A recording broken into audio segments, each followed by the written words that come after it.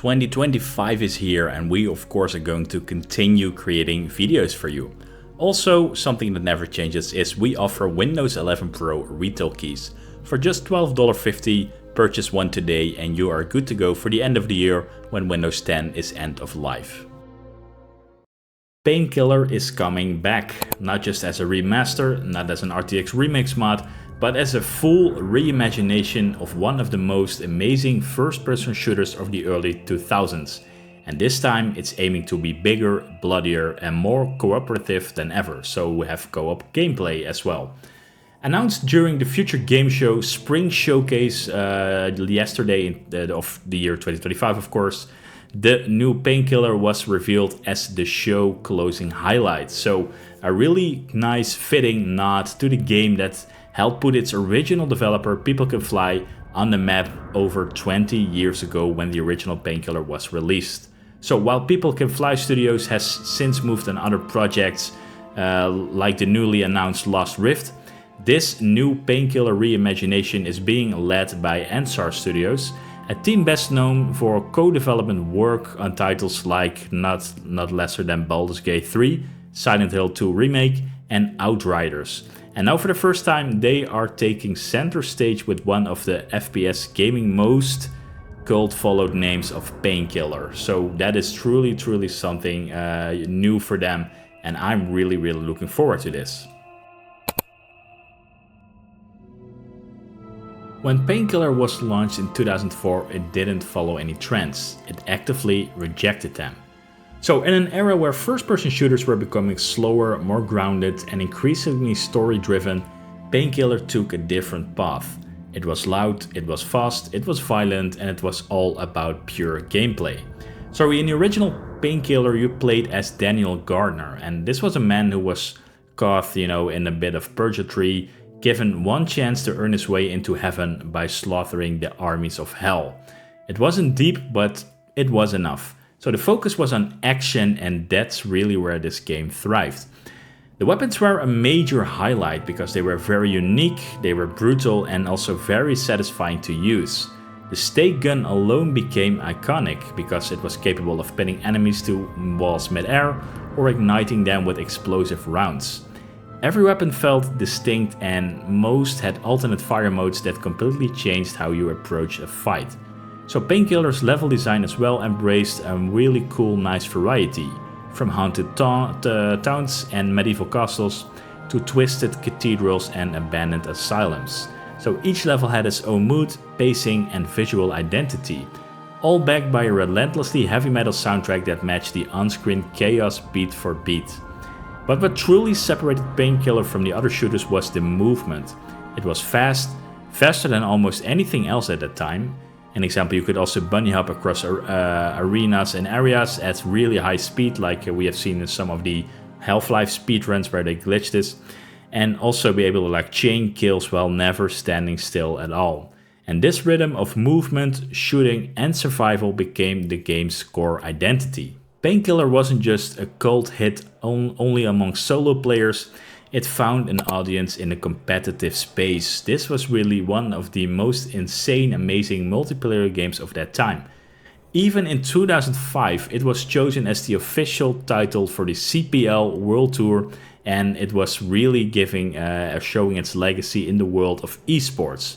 This was a time before Twitch because before that you don't also really have YouTube and when LAN events really were still king. So for the ones who are really young, a LAN party or LAN event is where you locally plug in your computer to a switch and you are not connected to the internet per se. So really different times back in the 90s and the early zeros, and Painkiller definitely was one of the most insane multiplayer games for the early zeros, and like I said, in 2005 it was the official title for the CPL 2005. And the thing was, it didn't really need realism, it didn't need any cinematic cutscenes or amazing super AAA story. It needed one thing, that was speed and amazing gameplay, and that's what it truly delivered. So now, more than 20 years later, the question is, can this reimagination capture that same energy, speed, while introducing these new mechanics, co-op gameplay and these new modern systems? I would say let's check that out in the next chapter among with the studios which are going to publish this game. So let's take a deep dive into the new Painkiller. What are we going to truly see from this game? First of all, this isn't just any visual upgrade from the old Painkiller. It is really a new game and a reimagination one that adds new mechanics, new characters, and strong focus also on co-op gameplay, like I said earlier. So that shift is no accident. This is being done because it's going to be somewhat of a complete new game. So while the original Painkiller was developed by the People Can Fly Studios, the 2025 reimagination is being led by Anshar Studios and published by 3D Realms. That's kind of like a really known familiar name, also back from the 90s. This is a pairing that signals both ambition and caution, and also a lot of nostalgia, I would say. Anshar Studios is best known for co-development roles on high-profile games like Baldur's Gate 3, the Silent Hill 2 remake, and Outriders. And this is their first time fully leading a project of this skill and legacy. So the biggest shift? Co-op, because Painkiller is now designed around up to 3-player cooperative gameplay with full offline support. So that's finally a great thing to see. Back to these eras, back to the 90s, full offline LAN support. So you either will be choose from one of 4 characters, Ink, Void, Soul or Watch, and each has their own unique traits and roles, ranging from energy manipulation to raw damage output. And this is not just any visual variety, it's class design. So your loadout and your teammates will shape how you can play, and this approach brings Painkiller closer to a more modern cooperative shooter, but also still aiming to retain the speed and gameplay of the original game. Also new is a tarot card system, and this lets players enhance their abilities and build synergies across a run. So combined with some kind of currencies, unlockable cosmetics, and progression mechanics, there is now more long-term engagement than ever before. And this is of course different than it was with the old 90s and zeros games. I would say if this is not, if it's not possible to pay with real money, that would be great, of course, because then we don't get any pay-to-win crap in this game. Also, I don't see why they should include it because it's only going to be a single-player co-op game, so I think we should be pretty safe with that.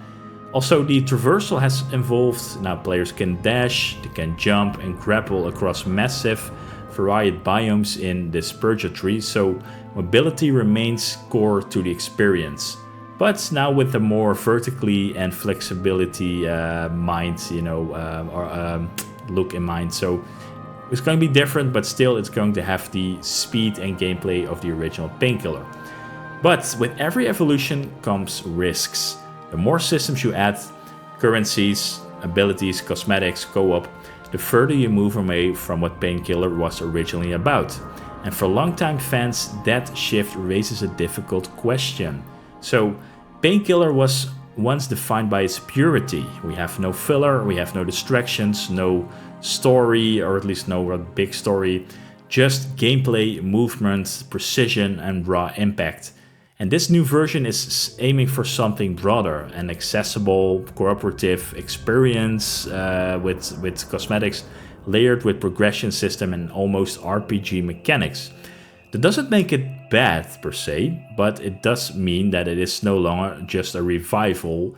I would say this would be more of a reinvention on top of a remake. So the core spirit, I would say, really need to survive if it's going to transform into a modern game like this. So the big question is, can Anshar Studios pull this off? Can this new team with a different vision and a more modern design sensibility tap into the adrenaline-fueled soul of this Painkiller classic while still creating something really new and cool?